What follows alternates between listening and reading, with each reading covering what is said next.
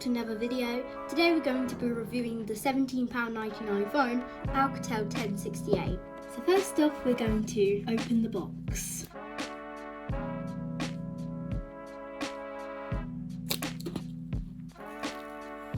And here we go, that was way quicker than the Emo-4G box.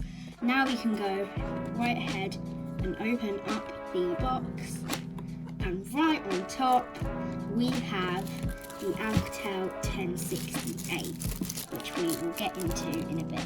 In the box we have, as you can see, the box is very small, so I doubt there is much in it. We have a charging brick and what looks to be the battery, and also right at the bottom some cards to do with Alcatel. So now we're going to go ahead and take the phone out of its seal. There we go. Here is the Alcatel 1068. Please like and comment if you would like a review.